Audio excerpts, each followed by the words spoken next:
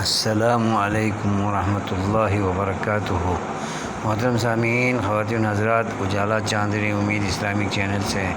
میں آپ کی خدمت میں ویڈیو لے کر حاضر ہوا ہوں۔ میں اس ویڈیو میں یہ عرض کرنا چاہتا ہوں کہ بدعات کا آغاز ہمیشہ دین میں غلو کرنے کی وجہ سے ہوا ہے۔ پہلے اہل بیت رسول کے ساتھ محبت میں غلو کرنے کی وجہ سے ان کے تعزیے نکالے گئے اور اہل بیت کے ساتھ مذاق اڑایا گیا، ان کے لاشوں کے ساتھ مذاق کیا گیا، محبت کے نام سے ان کی تضحیق کی گئی۔ تو رفتہ رفتہ سید السادات حضرت محمد رسول اللہ صلی اللہ علیہ وسلم سے محبت میں غلو کے نام سے میلاد کی بدعات شروع ہو گئیں۔ جھنڈیاں لگانا، چراغاں کرنا، فضول خرچی کرنا اور بیجا رنگ رلیاں کرنا، یہ وجود میں آ گئیں۔ تو میں سمجھتا ہوں کہ دین میں غلو کرنے کی وجہ سے بدعات جنم پاتی ہیں اور سنت کے ساتھ مذاق اڑایا جاتا ہے اور توحید کے ساتھ تضحیق کی جاتی ہے اور ائمہ اطہار کے ساتھ ساتھ دیگر مقدس ہستیوں کے ساتھ مذاق اڑایا جاتا ہے اور لوگ دین سمجھ کر، ثواب سمجھ کر، اجر سمجھ کر ان برے کاموں میں، بدعات میں، نئی ایجادات میں وہ خوش نظر آتے ہیں۔ اس سے ہمیں بچنا چاہیے اور اس میں غور و فکر کرنا چاہیے، تفکر و تدبر کرنا چاہیے۔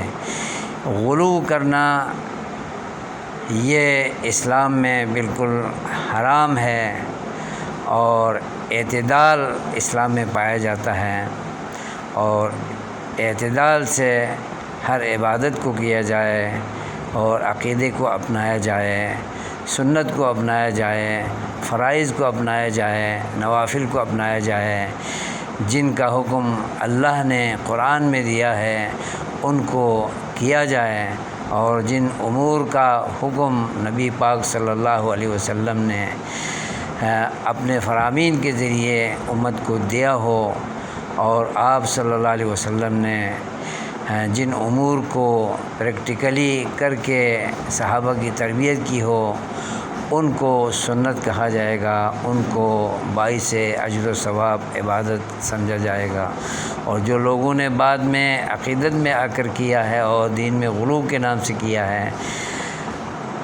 تو وہ ساری بدعات ہیں۔ ان سے ہمیں بچنے کی ضرورت ہے، امت کو سوچنے کی ضرورت ہے اور ان کو ہوا دینے سے، ان کو بڑا چڑھا کر کرنے اور اپنانے سے امت مسلمہ میں دن بدن افتراق و انتشار پیدا ہو رہا ہے، اتفاق و اتحاد کی لڑی ٹوٹتے نظر آ رہی ہے اور ایکا ختم ہو رہا ہے۔ اور جنہوں نے بھی اس روش کو شروع کیا ہے، آغاز کیا ہے اور ہوا دی ہے، تو یہ ساری ذمہ داریاں ان لوگوں پر ہے اور حدیث پاک میں ہیں جو انسان اچھی چیز کو اپناتا ہے اور اس پر عمل کرنے والے عمل کرتے ہیں تو اس پہلی دفعہ سنت کے مطابق کام کرنے والے کو اللہ تعالیٰ اجر عطا فرماتا ہے، یہ صدقہ جاریہ بن جاتا ہے۔ اور جس نے کوئی برا کام شروع کیا، دینی کام سمجھ کر اپنی طرف سے ایجاد کیا،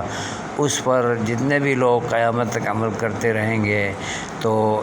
اس برائی کو کرنے میں جتنے بھی لوگ شریک ہوں گے تو سب سے پہلے جس نے شروع کیا تھا